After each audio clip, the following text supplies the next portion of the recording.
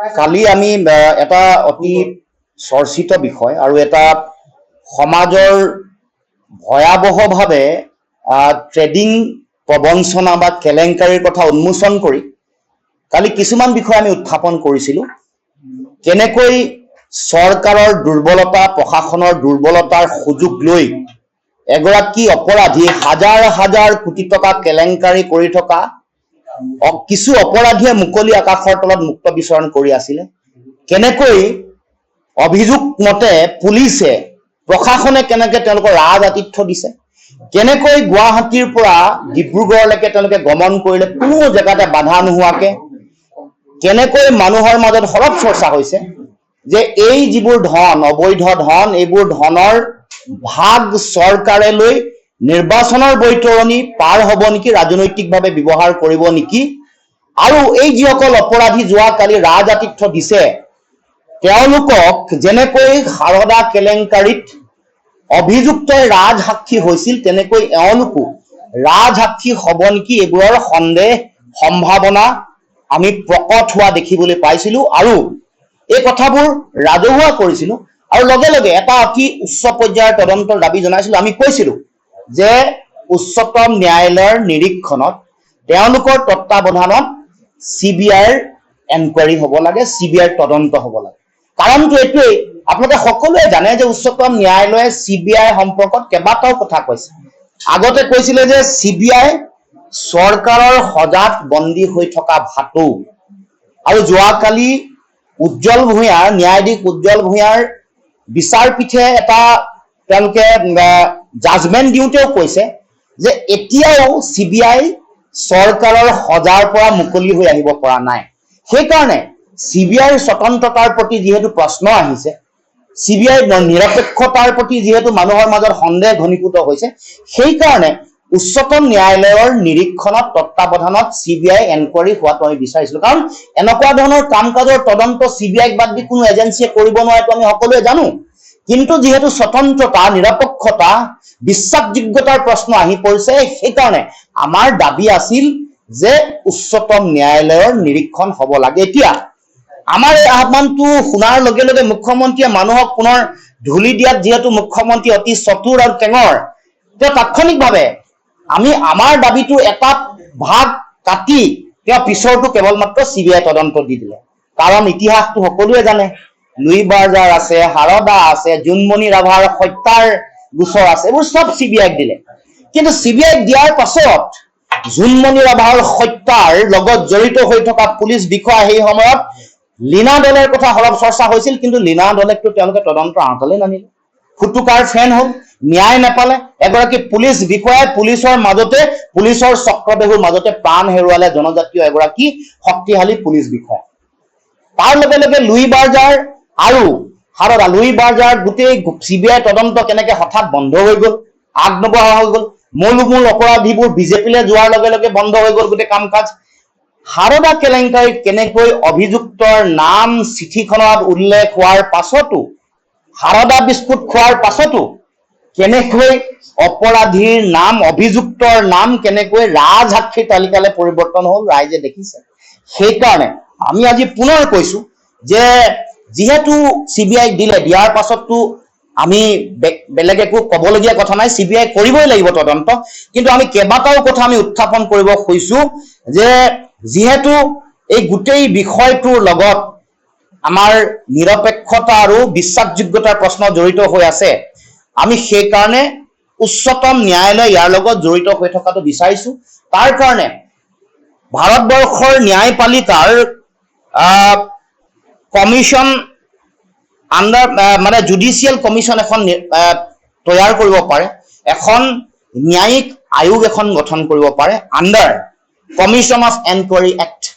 ভাৰতবৰ্ষৰ সংবিধান আইন ব্যৱস্থাৰ অধীনত এখন ন্যায়িক কমিশ্যন বা আয়োগ এখন, জুডিচিয়েল কমিশ্যন এখন গঠন কৰি কমিশ্যন অফ এনকুৱাৰী এক্টৰ অধীনত এই গোটেই বিষয়বোৰ যাতে ভুক্তভোগীসকলে পোনপটীয়াকৈ তেওঁলোকে সাক্ষ্য দিব পাৰে, অভিযোগ দিব পাৰে, মেনিপুলেট যাতে কোনেও কৰিব নোৱাৰে।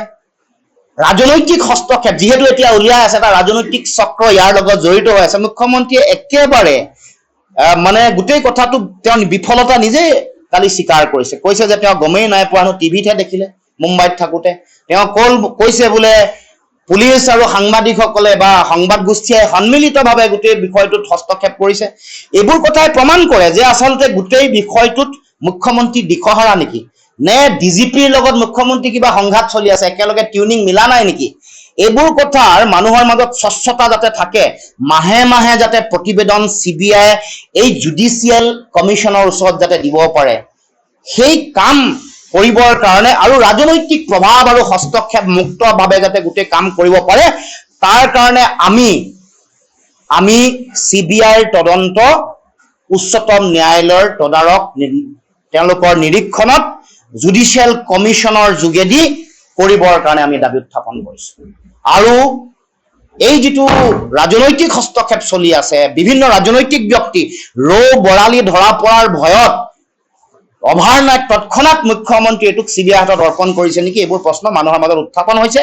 গতিকে এই প্ৰশ্ন, এই সন্দেহ নিৰসন কৰিবৰ কাৰণে, নাইকিয়া কৰিবৰ কাৰণে মই আহ্বান জনাইছো, জুডিচিয়েল কমিশ্যনৰ নিৰীক্ষণ হওক, কমিশ্যন এখন বনাই লওক, এণ্টেংগুল কৰি যাতে স্বচ্ছতা থাকে, মানুহৰ পোনপটীয়া যোগাযোগ থাকে, আৰু যাতে ভুক্তভোগীসকলে প্ৰাপ্য ধন যাতে পাব পাৰে, তাৰ কাৰণে এই ব্যৱস্থা কৰিবৰ কাৰণে দাবী উত্থাপন।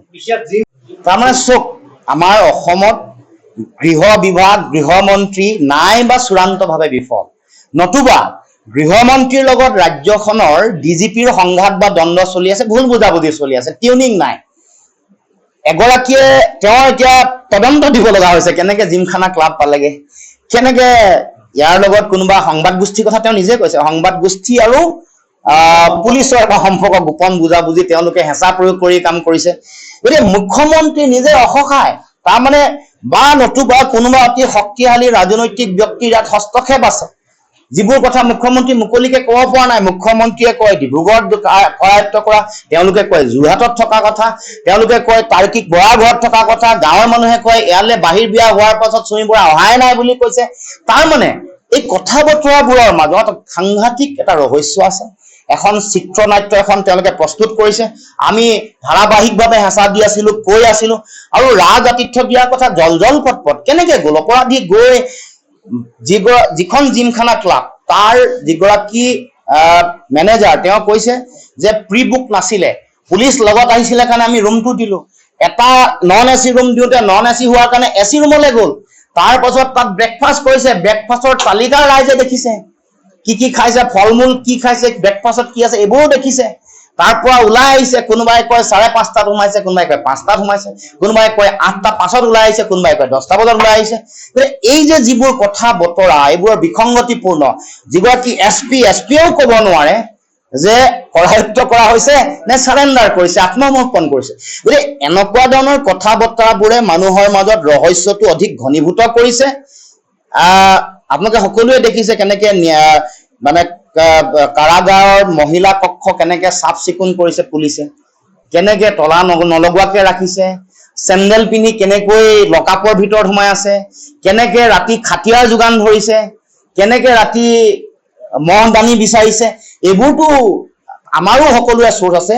যে ৰাইজক মই সেইকাৰণে ক'ব খোজো যে মুখ্যমন্ত্ৰী ডাঙৰীয়া, অসমৰ ৰাইজক মূৰ্খ বুলি নাভাবিব।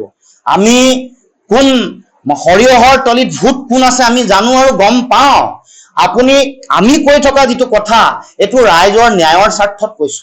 এই কথাক আপুনি আওকণীয়া কৰি মানুহক এটা পৰিৱেশ, আজি মই কৈ আছো, তেওঁ ক'ব মইতো CBI-কে দিব পাৰো, চৰকাৰৰ নিউট্ৰেল এজেঞ্চিক দিব নোৱাৰো। মই আপোনাক কৈ দিছো, কৈছো যে চৰকাৰৰ এখন আইন আছে য'ত কমিশ্যন অফ এনকুৱাৰী এক্ট বুলি কয়, এইখনৰ অধীনত জুডিচিয়েল কমিশ্যন, ন্যায়িক আয়োগ এখন তৈয়াৰ কৰিবৰ কাৰণে মই আহ্বান জনাইছো, বাটো দেখুৱাই দিছো। তেওঁ কাইলৈ হঠাৎ কৈ দিব যে আমিও independent, judiciary independent, CBI independent, মই কেনেকে দিম? গতিকে মই সমাধান সূত্ৰটো দিছো, ৰাইজক মূৰ্খ বুলি নাভাবিব। এইবোৰ অসমৰ ধন, জনতাৰ ধন, বহু কষ্ট উপাৰ্জিত ধন, বহু দুখীয়া মানুহৰ 20,000, 50,000, 70,000, 80,000, 90, 1 লাখ, স্পট বয়, লাইটৰ মানুহ, কিবা কিবি ৰাস্তাই ঘাটে মানে বিভিন্ন কাম কৰা বিভিন্ন মানুহ সকলোৱে 3 গুণ পাব বুলি তেওঁলোকে ধন 3 গুণ হাৰত 30%, 40% লৈকে সুদৰ মানে যিটো হাৰ, ইণ্টাৰেষ্টৰ হাৰ পাম বুলি ভাবি দিয়া ধন। গতিকে এই ভয়াৱহ কেলেংকাৰী যাতে তদন্ত হ'ব লাগে। এই ধনৰ যাতে ৰাজনৈতিক ব্যৱহাৰ হ'ব নালাগে, লক্ষ্য 2026 হ'ব নালাগে, আৰু অপৰাধীক ৰাজসাক্ষী বনাবৰ কাৰণে যাতে ষড়যন্ত্ৰ কূটকৌশল ৰচনা নকৰে। CBI তদন্ত লগত আমি উচ্চতম ন্যায়ালয়ৰ নিৰীক্ষণ আৰু তত্ত্বাৱধানৰ কথাটো আমি বিচাৰিছোঁ। কাৰণ CBI সম্পৰ্কত উচ্চতম ন্যায়ালয়ৰ যিটো অবজাৰভেশ্যন, তেওঁলোকে কোৱা কথা যে চৰকাৰী সজাত থকা ভাটৌ, আৰু যোৱাকালি সন্মানীয় ন্যায়াধীশ উজ্জ্বল ভূঞা ডাঙৰীয়াই কৈছে যে ভাটৌ এতিয়াও সজাৰ পৰা ওলাই আহিব পৰা নাই। গতিকে এই দুটা অবজাৰভেশ্যন আমি কৰা নাই, এইটো উচ্চতম ন্যায়ালয়ৰ অবজাৰভেশ্যন। সেইকাৰণে কৈছোঁ মনিটৰ্ড বাই সুপ্ৰিম কোৰ্ট, এনকুৱাৰীটো কৰিব লাগে CBI। গতিকে আমি কিমান দিন লাগে, কেতিয়া দিয়ে, কিন্তু বস্তুৰ সত্যাসত্য দোষী শাস্তি পোৱা কথাটো কৈছোঁ। যদি 15 দিন লাগে 15 দিন লৈ লওক, কিন্তু সুপ্ৰিম কোৰ্টৰ মনিটৰিংটো থাকিব লাগিব, মাহে মাহে প্ৰতিবেদন আমি গম পাব লাগিব, স্বচ্ছতাটো থাকিব লাগিব। যিসকল ভুক্তভোগী, মোৰ কথা হ'ল এখন ডেমক্ৰেচি, ইয়াত 20,000 টকা যাৰ লোকচান হৈছে তেওঁ যাতে সাক্ষ্য দিয়াৰ স্কোপটো পায়। আজি জুডিচিয়েল কমিশ্যন হলে সকলো মানুহ যোৱাৰ সুযোগ পাব। CBI যাক মন গৈছে লীনা দলেকে নামাতিলে, গতিকে আৰু বাকী কাক মাতিব? ইয়াতে চাই তেওঁলোকে মাতিব। এনেকুৱা ধৰণৰ ঘটনা পৰিঘটনা হৈছে। কৈছো নহয়, সাৰদা কেলেংকাৰীত অভিযুক্ত যাৰ নাম চিঠিত আছিল, তেওঁ ৰাজসাক্ষী হল। আপুনি কি কৰিব এতিয়া? বিস্কুট খোৱা মানুহে পলাই গল, সাৰদা বিস্কুট খোৱা মানুহে।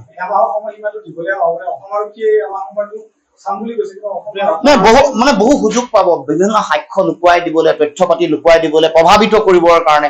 সেইকাৰণে খৰতকীয়াকে কৰিব লাগে, প্ৰভাৱিত কৰি। সেইকাৰণে ৰাজনৈতিক হস্তক্ষেপ প্ৰভাৱৰ পৰা বাহিৰত ৰাখি CBI তদন্ত হ'ব লাগে, উচ্চতম ন্যায়ালয়ৰ নিৰীক্ষণৰ তদন্ত।